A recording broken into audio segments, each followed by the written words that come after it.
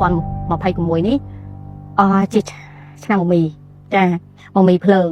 ចាហើយភ្លើងហ្នឹងរាសីខាងលើក៏ភ្លើងក្រៅមកមីក៏ភ្លើងអញ្ចឹងគេហៅបើសិនជាខ្មែរយើងគេហៅភ្លើងឆៃកាល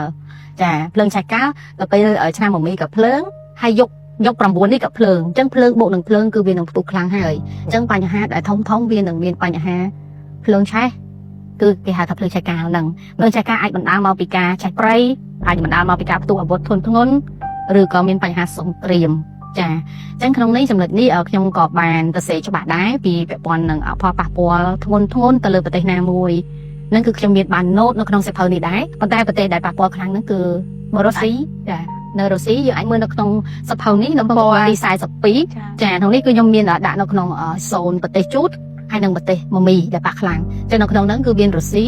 ចាមានអាមេរិកញូហ្សេឡង់ក៏មានប៉ូឡូញក៏មានអាល្លឺម៉ង់ចាហើយក៏មាន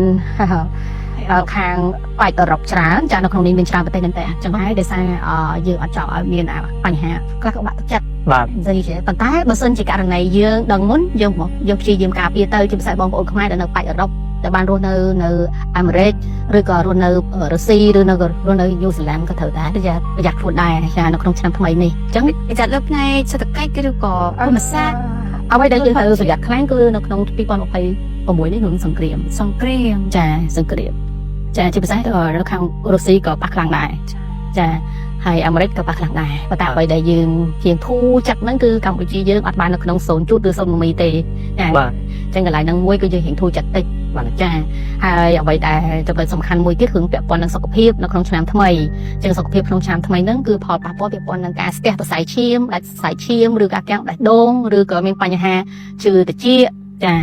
ហើយនឹងពាក់ព័ន្ធនឹងបញ្ហាកលៀនក៏ប៉ះពាល់ច្រើនដែរចាអញ្ចឹងសម្រាប់បងប្អូនដែលគាត់អាសាខឹងច្រើនឬគេហៅមួយថាទុកអារម្មណ៍អត់បានអាចនឹងមានបញ្ហាខឹងដាច់សរសៃឈាមស្អិតស្បាលចាអាហ្នឹងគឺវាជាបញ្ហាច្រើននៅក្នុងឆ្នាំ2026នេះចាហើយមួយទៀតដោយសារតែម៉ាមីហើយនឹងជូតឆុងគ្នានេះគឺបើសិនជានៅក្នុងក្បួនប៉ាជឿគេថាម៉ែធាតុនិងម៉ែធាតុបុកគ្នាឆុងគ្នាអាហ្នឹងរឿងធំមាននឹងកាត់ឡើងអញ្ចឹងអ្វីដែលកើតឡើងវាមិនមែនរឿងតូចតែរឿងធំអញ្ចឹងផលប៉ះពាល់នៅក្នុងឆ្នាំថ្មីហ្នឹងវាពាក់ព័ន្ធនឹងព័ត៌មានលាព័ត៌មានគេហៅប្រឌិតរឿងទម្លាក់កំហុសទៅលើនរណាម្នាក់អ្នកដែលមានគេឈ្មោះល្អក៏ត្រូវតែប្រយ័ត្នដែរចា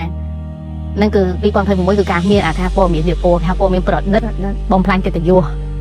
ចាហើយក៏មានពាក់ព័ន្ធនឹងគេហៅអ្នកទី3ចាបញ្ហាអ្នកដែលមានអ្នកទី3ក៏អាចនឹងបានកកាយមិនអាចនឹងលាក់លៀមបានអីចឹងចាហ្នឹងជាមានបញ្ហារឿងអស្រូវឬស្នេហាក្នុងហ្នឹងក៏